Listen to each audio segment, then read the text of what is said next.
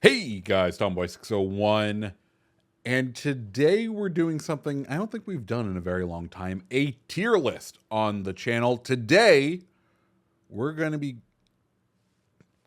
Hey guys, Tomboy601, and today we're doing something we haven't done in a hot minute on the channel, a tier list. Now, today's tier list is going to encompass all of the Azure lane commanders and the ships in the game, so you can get an idea of who's who, what's what. We're going to go through all of the commanders, rank them through the tiers, then go through all of the premium ships, and there will be a little bonus round for camos because they're not really that great and it's purely subjective, but we're going to throw it in there anyway because everything except for one commander is in the store, so I figure we might as well go and talk through it all. So, with all that said, we're going to be doing this in the order that they are currently in the shop, just so that it keeps my brain straight, and then we can also easily look at each of these commanders. So, with that said, let's talk Azure Lane, New Jersey. Now, Azure Lane, New Jersey, oh boy. She is probably one of the best American commanders. So she is an accuracy-based commander. Her base trait deals extra damage for main battery shells over at shots of over 10 kilometers, which you're going to be doing a lot in an American battleship. Sweet. And then her unique skill boosts damage to Citadel strikes by up to 15%, which is huge, and also makes your ship more accurate, which is going to help you get those Citadel strikes.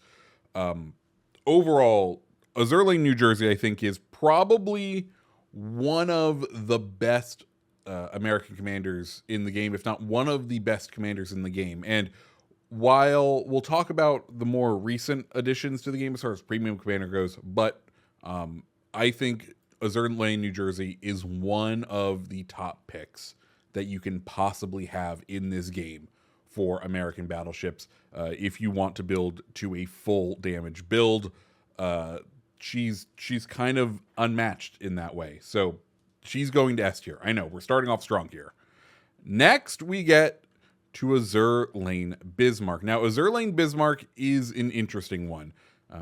As you can see, I have her set up right now to be a cruiser commander because I'm a weirdo and a wacko, and I wanted to try Goron out with her unique skill, which reduces damage to your vessel when your secondary batteries are firing, which is fun.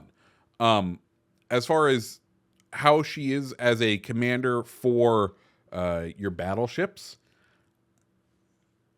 I think she's okay. She's fine. This skill is definitely one of those unique ones.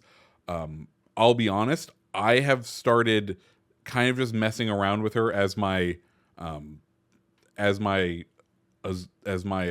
Graf Zeppelin commander, just because it's fun. Like I think the secondary build potential where you reduce damage based on your secondaries is a very cool and a unique trait that you get to use on these ships. So I, for one, am very much enjoying trying them out. And but overall, as far as like versatility goes, as far as like how much I would use her in a day-to-day match or in any of my builds, it's not really high. I think she's there kind of just for the fun builds, which is why I'm going to go ahead and throw her in the B tier. Next, let's go ahead and talk Azure Lane Littorio. And, oh, sorry, there we go. Azure Lane Littorio. How do I say this? Man, I'm like, I don't find her useful at all.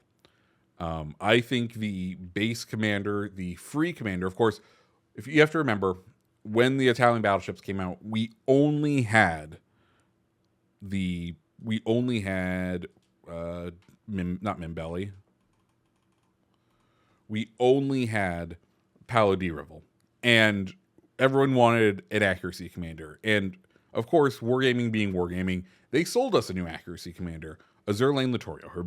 Her base trait helps with battleship's time of recovery. So basically reduces the amount of time you have a fire or a flood by up to 10%.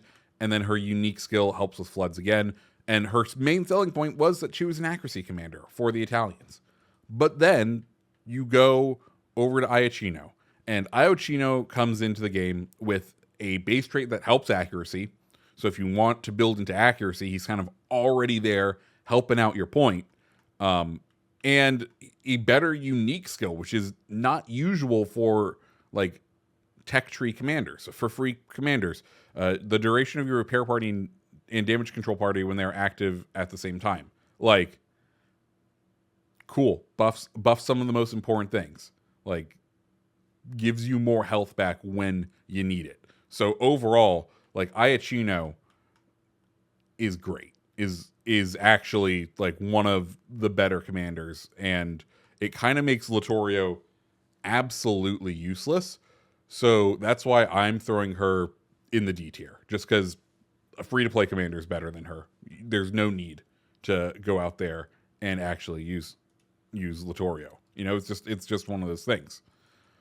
After that, we get to Azur Lane Nelson. Now, Azur Lane Nelson is one of those commanders who, I'll be clear, just has legendary status, right?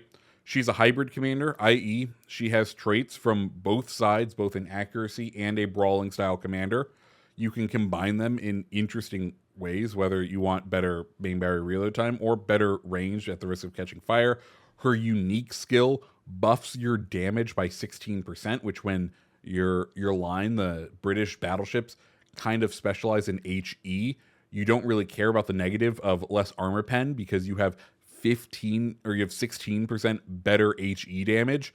You can stack that then with another 15% on running with scissors, and you have a very potent build. Her base trait also reduces damage coming in, which you're never really going to complain about. So overall, I think Azur Lane Nelson is like top best, and deserves to be up in the S tiers. I don't know if she goes in front or behind, but definitely I think Nelson deserves to be one of the S tier Azur Lane commanders. So there we have it. After Azur Lane Nelson, we get to Azur Lane Azuma. Now, Azur Lane Azuma is one of those weird ones because she is only, I feel like, useful on her namesake, on Azuma. It's all about kind of buffing the AP, which Azuma is a cool battle cruiser, and the AP does slap. Her base trait boosts incoming damage dispersion and boosts cruiser speed, and then her unique skill is special gunnery training, which is going to buff AP damage and multiplier, but reduce shell grouping, which is okay. That's a fine skill. But where does that mean she comes overall on the list? Personally, I think with these sort of single-use commanders, I would put Azur Lane Azuma right up in the B tier alongside Bismarck at the current moment. I think she's not too special, but she does okay. She does okay. After we get to Azur Lane Azuma, let's move on to Azur Lane Shokaku. Now, Azur Lane Shokaku is an aircraft carrier commander, and already that makes her kind of useless. And I enjoy her base traits boost maximum aircraft speed, which is very useful. Now, in the day and age of unlimited planes, being able to throw more and more planes at someone and, maximum aircraft cruising speed is essentially a fire rate buff, right? Because the faster you're able to deploy ordnance, the more you can get, more time you can spend on target, the more time you can, the faster you can get back there after your planes have come back. So this is a nice little buff to, in theory, your damage over time. And then Crane's protection is about detectability of planes. But here's the thing. Even with this buff, it doesn't make any of the planes particularly elusive. I've tried multiple times to get Shokaku to really work on Zuiho, because Zuiho is also supposed to be a stealthy aircraft carrier. And overall, I just have found it lacking. And the fact that kind of she's an aircraft carrier commander, and I don't find her particularly useful that at all. So Azur Lane Shokaku, I'm throwing into the C tier. Cool. Next, we get to Azur Lane Yukikaze. And Azur Lane Yukikaze is slightly interesting. I view her as just a buff to a straight up buff to her tech tree line commander. So if we peer on over into the Japanese commanders, we have Kurita, who is the gunboat commander, and his base trait is engine boost cooldown time, which is fine. Like, I've never thought to myself, man, if I had better engine boost, like, that's not a base trait I have ever really equipped going out there onto someone else. I don't find it very useful. We get Azur Lane Yukikaze, who has all of the same skills, right? Except her base trait boosts your destroyer's average AA damage by up to 20%, which is a big buff. And when I compare it against Kurita, who has that trait that I never want to use, at least this one, I'm like, okay, if I have to do a know nothing base trait, I think I like buffing my AA damage more than I like engine boost recovery time. Her unique skill, your ship's detectability range after firing main battery while inside smoke is 7%. Incoming fire dispersion is 3%. And if I'm being honest, you may get a little bit more out of smoke on the water, but this is a fine trait. It's nothing special, but I think Yukikaze as a just straight upgrade over what Kurita offers, I think overall Yukikaze can be a very strong commander. And let's be clear, best voice lines in the game. No, I'm just messing with you. I think she can be very strong, and she's just better. She is just better than her tech tree, without any sort of downsides. So that's why once I can find Yukikaze there, I'm putting Yukikaze at A. Also, by the way, what do you think so far? Do you agree? Do you disagree?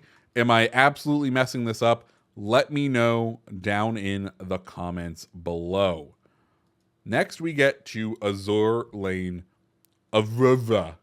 Azur Lane Avrora. I've heard tale that she can be useful on some ships. I don't see it.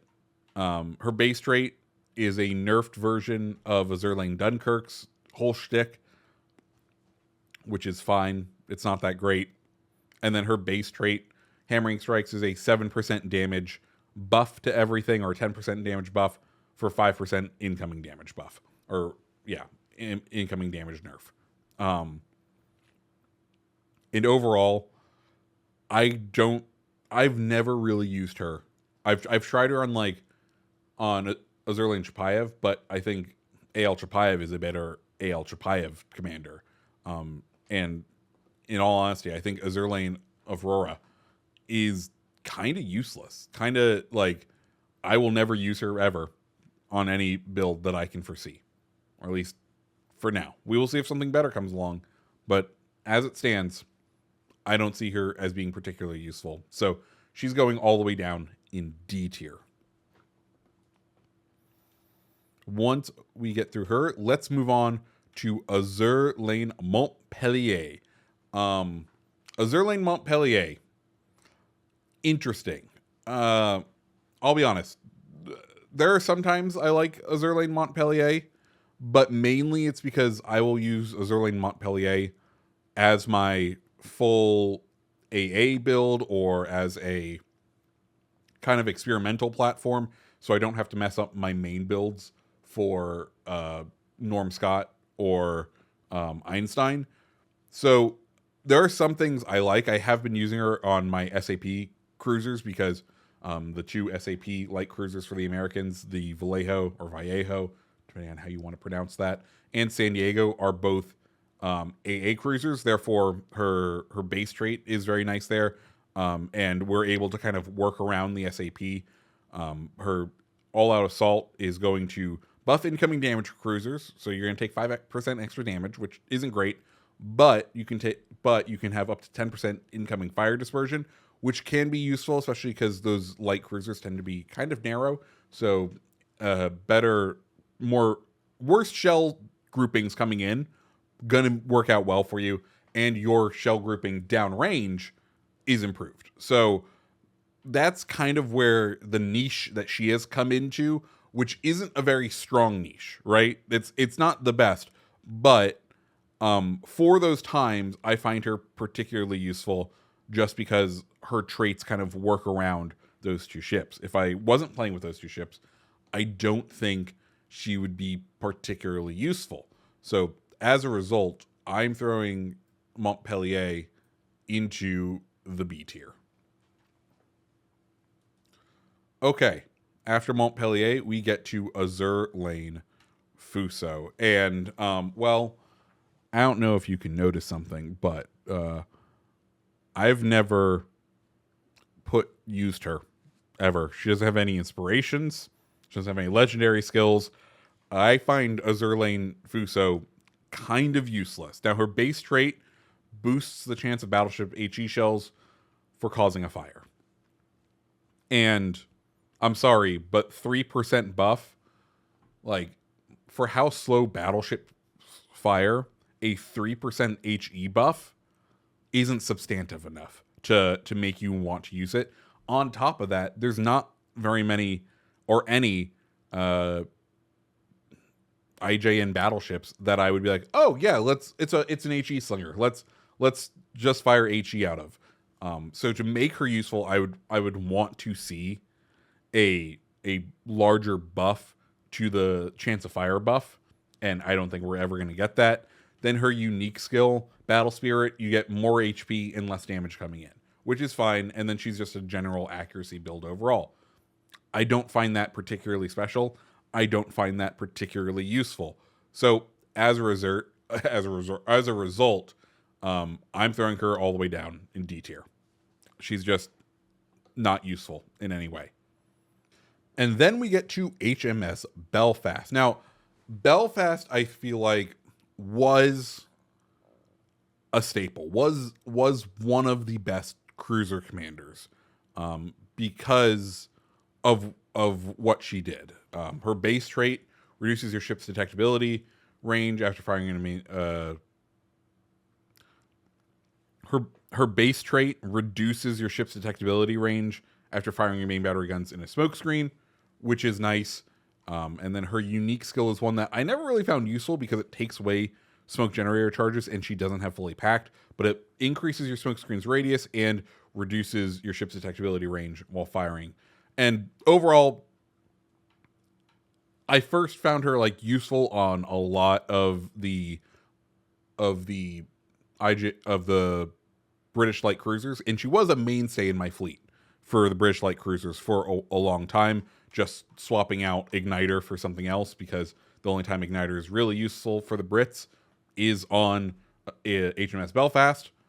But then some other commanders came out, and as a result, Belfast has kind of seen phasing out for my uses, and to the point where I don't really use her very much at all. And when I do come across me using her, I'm like, oh, that's an old build.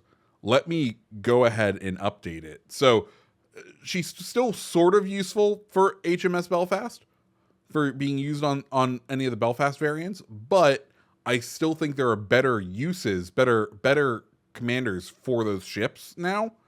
So as a result, Belfast is actually going to join Shokaku down at C tier. I just, like, she was useful. I think she used to be A. I think she used to be great, but power creep has come, and she's down at C tier now, and that's fine.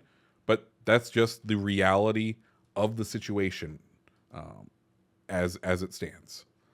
Then we get to HMS Hood.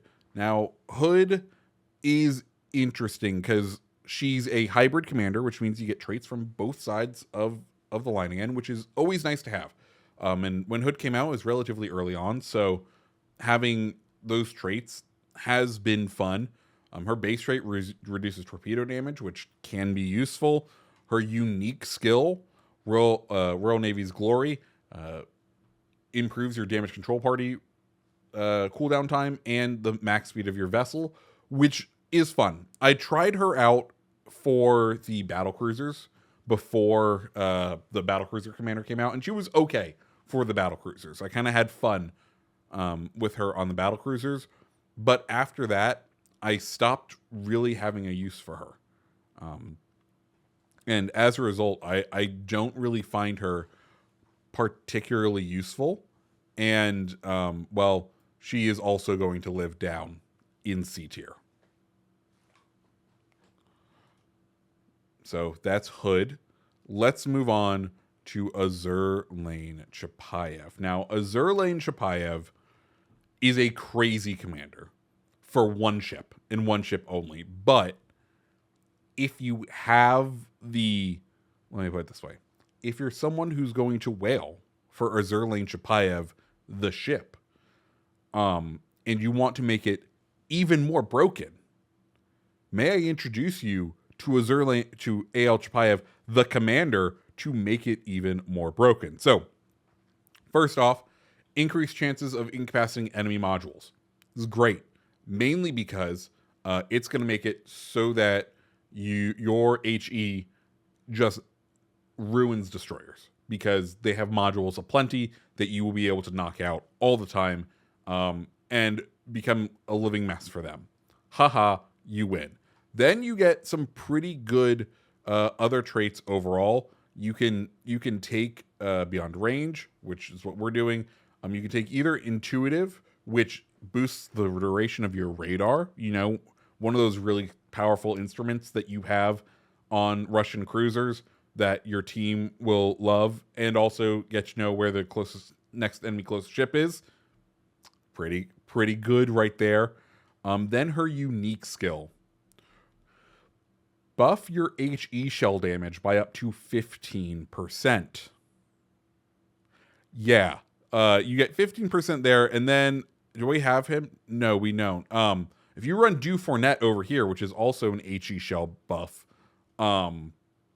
you kind of start to get crazy with Azur Lane Chapayev. And as I kind of hinted about earlier, I think Azur Lane Chapayev is one of those where if you are being someone who wants to go out there and use AL Chapayev, the ship, and money is no object to you, clearly, because you're spending $80, $60, $70 on a digital boat, what's the other 5,000 dubs to get the commander that's going to make the broken boat even more broken?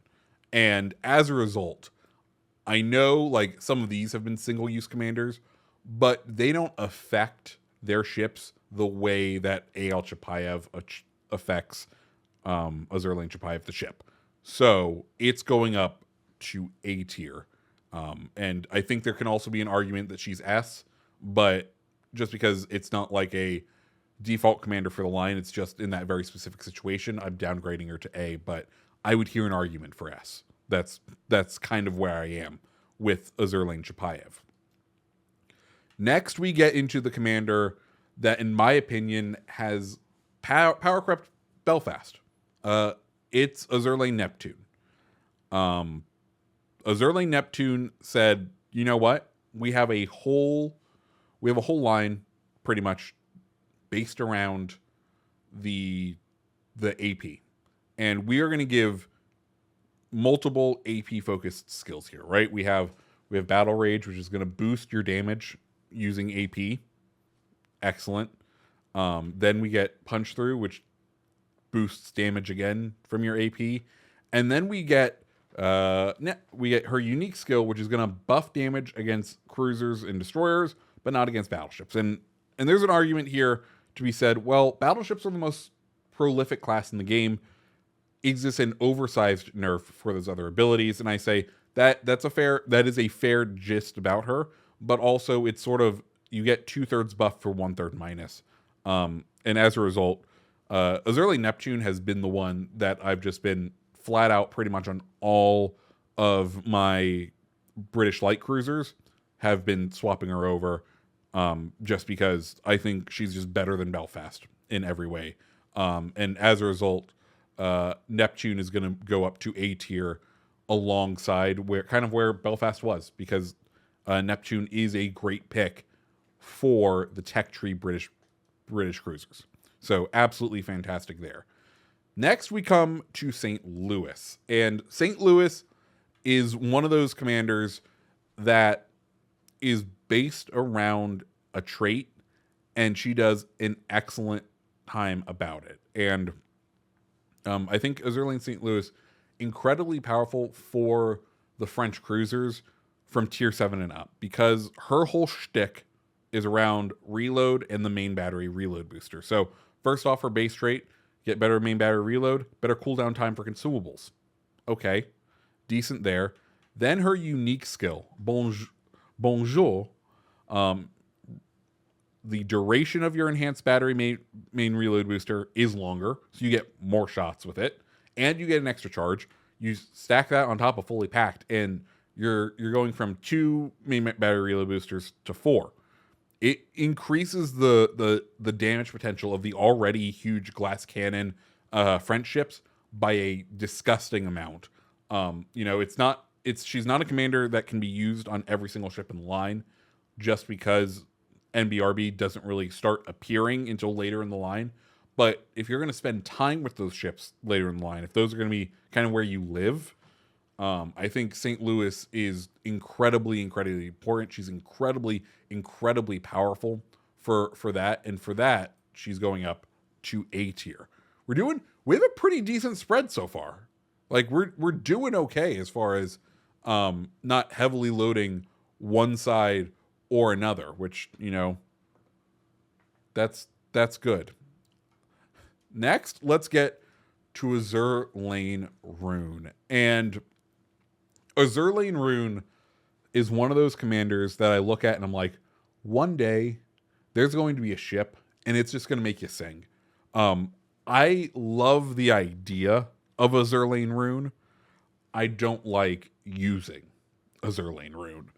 Her base trait, better gun traverse speed, better rudder shift. Those are fine traits that are going to help you in close quarters, and she kind of wants you to play in close quarters, which I guess you could say maybe this top row isn't as necessary, but then we get into this line right here, because she is all about sonar, and German ships have fantastic sonar, right? They have that 5 kilometer, 6 kilometer sonar, and to make a commander that is solely based around the idea of making sonar like the best it can be is really cool. So we get torpedo acquisition range by an extra 1.2 kilometers, and duration of sonar goes up 8%. Cool. Then we get an up to 10% buff of taking less damage when sonar is active. Also pretty great. Then we get cooldown time on sonar is improved. You get a longer duration again, and you get another charge of sonar. So you can see that like these three, it's all about just having that sonar active as much as possible. But I think, in all honesty, I think the sonar cooldown time needs to go just a little bit more for it to be particularly effective. Like, give me a 50%. Like let me like, it's not like you're getting very many offensive skills here, right? Like there is argument here for like this needs to be more powerful, but I love the idea of this build, which is why she's not going very high. Let's be clear. I'm putting her at C tier, but one day I hope there's a build that makes her shine and she can get moved up, because I love the idea of Azur Lane Roon. Just not her current implementation, I guess. Moving on with the German theme, let's cover Admiral Hipper. Hipper is, I believe, a hybrid commander for the cruisers. Her base trait reduces fire damage to your ship, which is nice, though I think we could probably use a Your modules don't get knocked out as much because have you ever shot a Hipper with HE? It will die. You will kill the engine, and they will be stuck there, and you will laugh at them. But she's a hybrid cruiser commander. Her unique skill reduces damage incoming damage, but at the cost of 25% extra time on your damage DCP, which is fine. So it's a decent trade-off. You could also compare that to here, where you have a reduced, just taking less damage overall. I think Hipper is kind of fine, but also I struggle to think of a time that I've actually put Hipper on any ship. And that's why I'm also going to throw Hipper at the C tier. I don't think she is particularly effective in the game at this current moment, but she's not as bad as these other ones, right? She's not as bad as this D tier, but she's very bottom of C tier. Then we come to Azur Lane Dunkirk, and what is there to say other than the best French battleship commander there is? Her base trait reduces flying damage to your ship. Whatever, that's fine. The whole thing of her is this right here, frontal fire, allowing you to swap shells if your guns are fully loaded instantly or nearly instantly, minus 95%, which means you will always be able to fire the correct shell at the right time. And that cannot be overstated just how powerful of a trait that is. And as a result, Azur Lane Dunkirk can only go up top. And like, if we were ranking within the S's, she would probably move to the front because just incredibly, incredibly powerful. Just like the perfect commander for the French battleships. So after Azur Lane Dunkirk, we move on to Scharnhorst. And Scharnhorst is one where I think has been power crept over time. It used to be like the default build was, you got Scharnhorst, and I forget who the other accuracy-based commander, Cunningham Scharnhorst, were your two inspirations for every single accuracy-based build on the game. And that's because she buffs dispersion. That was her key trait. That was what made her special. But now, you have Iachino, who's free, where you could argue maybe his is a bit better. His is shell grouping, not dispersion. There are other damage buffs that are in the game where you can roll the die, and is the up to 4% dispersion that much better? I think Scharnhorst is another one of those commanders who has been power crept a ton, and she has now kind of fallen by the wayside for a lot. Her unique skill, which I believe it's the straight. Is it torpedo launch, or does she not have a unique skill? No, her unique skills. You should see. No, what? Guys, does she not have a unique skill? I think like torpedo launch. It's just weird that it's on her, but I can't remember if this is her unique skill. But 12% extra torpedo range on a Scharnhorst was great fun. Like this was a fun little like extra way to deal some damage. But overall, if we're looking at our tier list here, I think Azur Lane Scharnhorst has kind of fallen B, maybe even C. I'm gonna go ahead and put her at B. Actually, is she? Yeah, I think she has fallen. I think she has fallen all the way to C tier. I just don't really see her use. I don't use her as much anymore. I think there are better builds out there without having to touch her now, and I think she's all the way down at C tier. After Scharnhorst, we move on to the Admiral Graf Spee. Now, Admiral Graf Spee is another one of those interesting commanders. Base trait, you get more HP recovery. Cool. I also enjoy the the skill picture, the icon, because like Graf Spee pocket battleship, the skill is pocket battleship, and it's a battleship icon in the pocket. It's like that's fun. That's fun. And then the unique skills Ghost, which is 8% better cruiser detectability and a 20% reduction in air detectability range, which lets you do some fun things. Let's be clear. Especially on like Shill, even though we're not running her on Shill, like there are some times where there are certain German, pocket battleships, they do have pretty good concealment, and to buff it even more can get you some fun, surprisingly stealthy ships that you can have some fun games in. Beyond that though, I don't see her use in general, but there are a couple of times where she's fun. So as a result, I'm going to put her up at B tier, which kind of feels right, though once again, I think it's very low B tier, and the argument could also be made to move down to C tier pretty easily. After that, we come to Queen Elizabeth, and Queen Elizabeth is a weird one, and I'm not sure if I've ever used her or will ever really use her.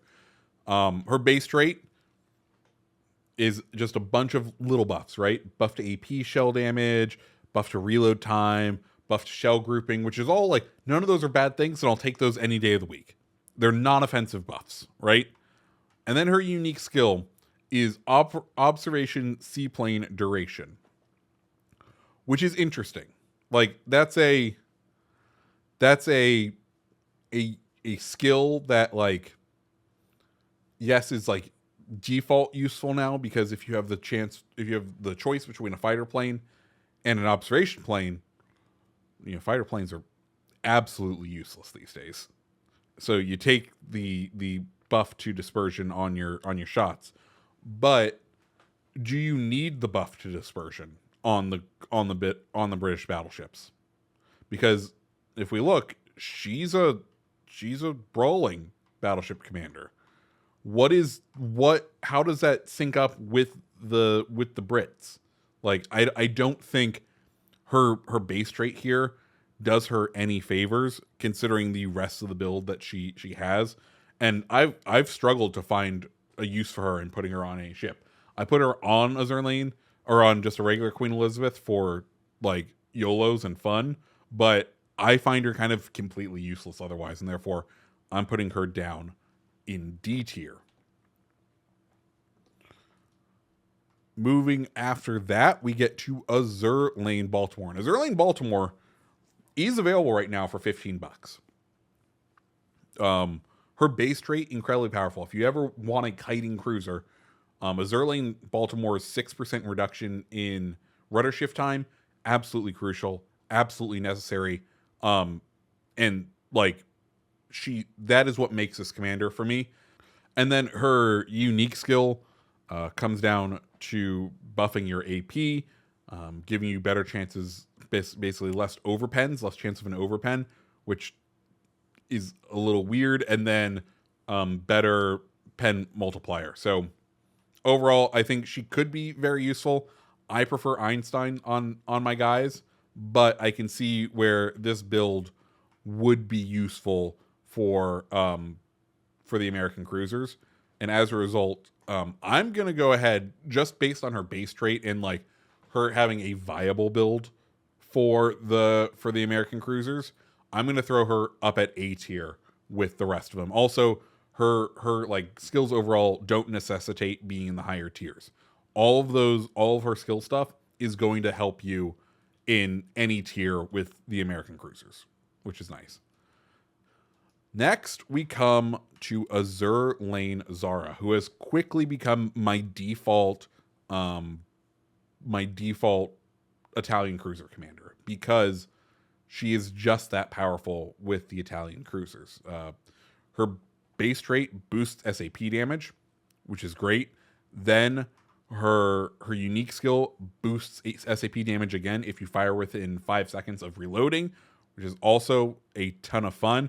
I'm realizing from a match day where I played in Venezia, I had still built her out for Michelangelo, and that is why Venezia felt so weird. But overall, I think she is the perfect sort of build for what you would want if you are playing, if you are kind of building in and playing into the SAP, right? The 8% damage buff from your main battery guns, I think that helps make up for the reload penalty that you would take from taking the SAP, assuming you're cycling those guns every time you fire, right? That is kind of making up for any reload reduction that you normally would receive. And then another buff to SAP damage. Overall, great.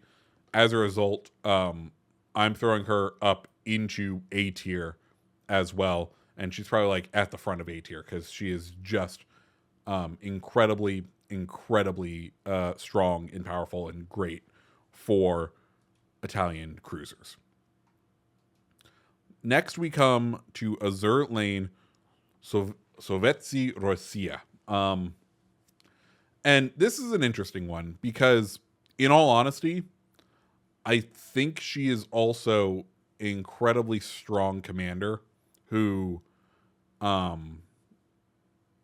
just like is flat out better for the Russian battleships than her tech tree counterpart. So base rate, risk of catching fires reduced, which is nice for the Russian battleships because you have that limited amount of damage control parties, and a battleship detectability reduction, also pretty powerful. Then you get a reload buff here on top of whatever you're getting from Brawler. You still get your maximum number of repair charges. You could run Volunteer to get more DCP charges. And then you come down here and you buff the AP for the minimum ricochet angles. And you deal more to Citadel strikes. Like, I think she is pretty fantastic and probably just better overall. Like, let's go ahead and compare her to the Russian equivalent. It's not Lev Galler. Is it Galler? No, it's not Galler. It is Kedrov. Let's go ahead and compare it to Kedrov. Gun traverse speed, whatever. You get the same sort of skills down here. You don't pick up as many DCPs, which is like her one downside. But overall, I would say that I think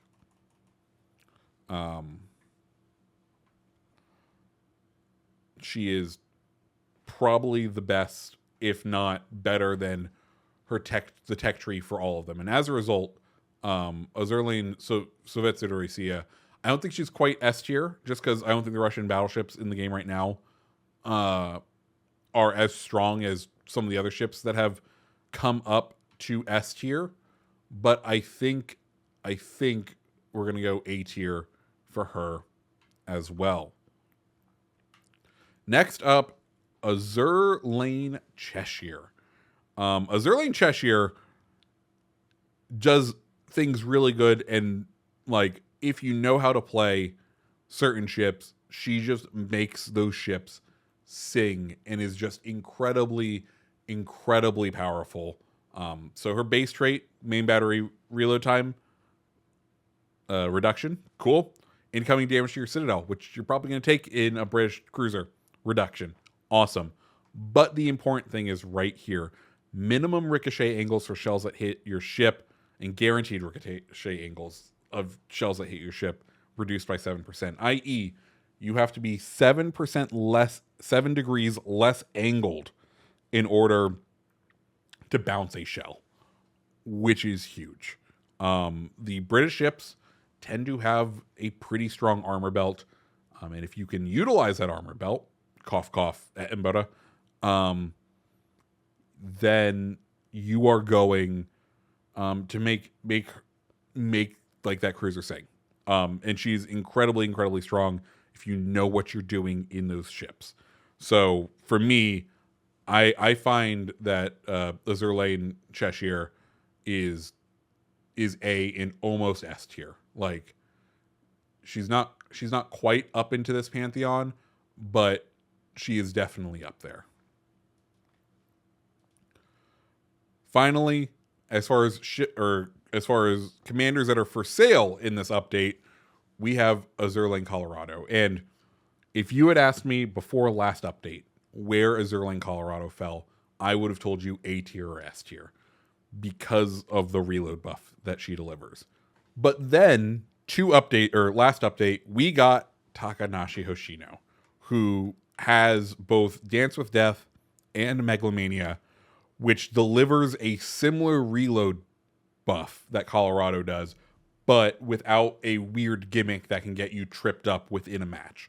And as a result, I think Azur Lane Colorado is unfortunately sort of a victim of power creep, but a very early on victim of power creep. Base trait, main battery reload reduction, main battery shell grouping buff, excellent base trait. Then a full accuracy build, which is what you want out of for the American battleships, as we talked with Azur Lane, New Jersey. And then we get a 25% reload reduction every third salvo, which is interesting. Like, that is a huge buff and is really strong. And like I said, had we been talking 2 updates ago, I would have told you Azur Lane Colorado belonged up in S or A tier. But now, I think she's like C tier. I really think that she has been reduced in utility so much compared to Hoshino that there really isn't, like, there are some builds that you may want to run with her, but overall, I think consistently, I think Hoshino is going to perform better. And I may be wrong. Someone can run the numbers out there and tell me, actually, if you're firing your guns as much as possible, you're going to proc the 25% more and it's going to be better. But from a feeling, from a what Megalomania can deliver with going dark sooner, I think, unfortunately, Colorado is down here. Now, if you're looking on our list, you may notice there's one more commander down here, but there's no more commanders in the store. And that's, of course, because of Azur Lane Atago. Now, Atago is never going to come back to the game. She's too powerful, is one thing I've heard. Also, her voice actress got in trouble with, I believe, the Chinese government or the Japanese government. I don't know. But as a result, Atago never coming back to the game. 1, torpedo detectability reduction, incredibly powerful trait. And then an 8% buff to fire damage. Remember how we were talking about earlier with Azur Lane Fuso, where we were like, a 3% fire chance buff on a slow firing battleship just isn't enough. 8% on a cruiser, that's insane. But as a result, she will never be put for sale again. But as a result, of course, she's S tier. And that gets us to the end of the commanders. And I'll be honest, on my recording, we're about 50 minutes in. I know I took a little intermission there, which is crazy, but we still have the ships to go. So let's dive on in to these vessels. But before we do that, are there any we want to move? And I'm kind of feeling good with this list so far. I'm feeling like the only one I am now questioning is does Yukikaze move down? Is my only looking at this list. I think Azur Lane Yukikaze moves down into here. And yeah, that's I think my only edit I want to make out of this. So that's my commander list. Now let's move on to the ships. Now, the Azur Lane ships are interesting. Some of them are straight copies. Some of them have unique changes done to them. And we'll go ahead and talk through if a ship has unique changes. The first one is going to be Azur Lane, New Jersey. Now, Azur Lane, New Jersey is a variant. So what changes on Azur Lane, New Jersey? Well, it has increased main battery range from 17.7 base to 18. Has better accuracy. Its sigma is 1.9 compared to 1.8 of Iowa. Has improved AP shell velocity, which is 820 meters per second over 762. Improved HE shell velocity of 850 meters per second compared to 820 of Iowa. Now it does, for these buffs, it does have a couple of reductions. It does have a decreased hit points pool of 3,000, 70,000 or 67,000 compared to 70,000, and it has an increased main battery reload time of 1 second. And that is the changes that are within Azure Lane, New Jersey. But if we're being honest here, not Camlink, we want this. There we go. If we're being honest, where would we put Azure Lane, New Jersey? I think it is the best Iowa class battleship in the game. I think the American battleship's already built around accuracy, buffs the accuracy even more. I don't think the downsides are that bad. So Azure Lane, New Jersey, going up to the S tier.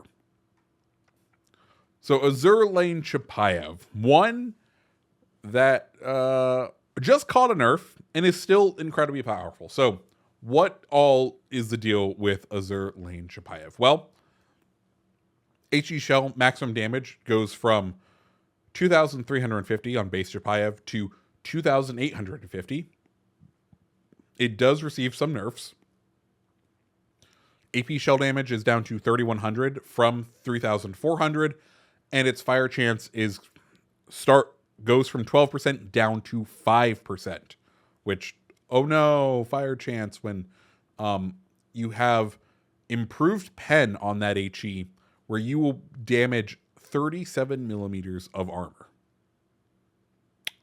Yep, you just get IHFE without really taking a damage reduction. And remember how we were talking about Azure Lane Chapayev before, where you can then boost the damage again? Yeah, you are starting to see just how powerful Azure Lane Chapayev can be as a vessel overall, and as a result, it is also going up to S tier. These are both incredibly, incredibly powerful ships. Then we get to Azure Lane Rossiya. And Azure Lane Rossiya, I think, is a pretty good boat. It gets improved accuracy at medium and longer range engagements, which you'll see a lot of in this game. Its main battery 180 turn time is down to 20 seconds from 30 seconds. And in order to do this, it gets a slightly worse rudder shift time of 22 seconds, which is a half a second extra added to it, and reduced HP on its guns. Overall, Azure Lane. The next ship we're going to talk about is Azure Lane Rossiya. Now, Azure Lane Rossiya is an interesting one because I think it's better than its tech tree counterpart, and the buffs that it receives are pretty good. So it gets improved accuracy for medium range engagements and long range shots, but worse up close. Okay. You get better 180 turn time in the guns, going from 30 seconds down to 20 seconds. So absolutely insane there. And what does all this cost you? Well, one, reduced HP in the guns, which they can be broken relatively easily, and a whole 0.7 second addition to the rudder shift time. So not really a downside there. Overall, I think that the reduction to the guns does mean that there's a significant downside to this vessel, but overall, I think it's still pretty good, and I think tier 8 premiums, it's still not a tier 8 premium that I find myself drawn to, but it's one that I don't mind playing. So as a result, I'm gonna throw it in A tier. Cool. So that's Azure Lane Rossiya. After that, we come to Azure Lane Yukikaze. And Azure Lane Yukikaze is a very interesting ship because it totally throws out what the base ship of its line is. Base Yukikaze is all about being a incredibly good torp boat for the tier. It's a great tier 6 torp boat. What Azur Lane Yukikaze does is it says, you know what? I don't need to be a torp boat. I need to be a gunboat. And as a result, the stats are incredibly different from its torpedo boat cousin. So it gets a 6-second reload as opposed to 7.5. It gets a 20-second traverse compared to 26 seconds. It gets a 10-kilometer torpedo range, which I know which is better than regular Yukikaze, and a 36 knot top speed of those torps, which is interesting. But the torpedo detectability is just off the scale. It is a fun tier 6 gunboat. Like, legitimately, if I have to play a tier 6 gunboat and I don't want to play the kid, Yukikaze comes up pretty often for me as a ship that like falls in to that line. So as a result, I'm putting it up to A. I'm also going to move Rossiya down to B. I think no, it has just better stats. Yeah, we're going to keep it there. Okay, so that is Azur Lane Yukikaze. After we go to Azur Lane Yukikaze, we come to Azur Lane Zara is an interesting ship. I don't know if, like, one, I think it's probably one of the prettiest on the tier list. I love the just the design overall, the like the not curtains, but you know, the side dressing on the ship, the gold accent, like camo wise, we looking good. As far as what it gets a main battery reload time decrease from 16 seconds down to 14 seconds. Its SAP damage is increased to 5,200, which is very nice. Though the HP of the ship gets reduced from 37,000 to 33,500, and the AP takes a hit going from 4,800 to 4,400. And as a result, Zara is a fun ship, but it's not one that I would take out from time to time. Like, I like the buffs that it got, but they're not incredible. And I'm going to throw it just in B tier. It's fine. It's mid. It is perfectly serviceable as a vessel overall. But I think there are definitely better ones out there. The next ship on the list is the Azur Lane Cheshire. Now, Azur Lane Cheshire is one of those ships that when it came out, there was a controversy because of what it got. For years, people have been asking for an armor buff for regular Cheshire. And all of a sudden, here comes Wargaming selling the solution, god damn it. And I think there's already plans to put the armor scheme on base Cheshire. But until they did, this was a fantastic vessel. Azur Lane Cheshire, as far as stat changes go, one, it had the armor buff, but that's no longer something to consider because regular Cheshire has it, though regular Cheshire is also a premium ship. So if I had to pick between regular Cheshire and Azur Lane Cheshire, I would pick Azur Lane Cheshire. So its AP shell damage is increased from 5,750 to 5,900, which is great. It gets better AP pen ballistics overall, and all it costs is 300 damage in HE, which I think is a great trade, especially because it makes a ship more deadly to cruisers, which, especially in like the 1v1 seasons of ranked, this is like one of my top picks. I think this is a fantastic ship. I don't think it rises to the occasion as much now because regular Cheshire got it, but like thinking of it as a premium overall, I think it's like I think now with the armor buff, Cheshire is like an A tier premium ship. But within like the Azur Lane event, is Azur Lane Cheshire, like, where does it fall among this pantheon? I feel like it falls B, but I think Cheshire overall is an A tier ship, if that makes sense. Like, among this company, I think it's B tier. But among the company of everything else, the base ship is so good. Now, because of what Azur Lane Cheshire brought to the game, but is no longer unique for. So, that's Azur Lane Cheshire. Then we get to Azur Lane Montpelier. And this is a ship that I can't get behind.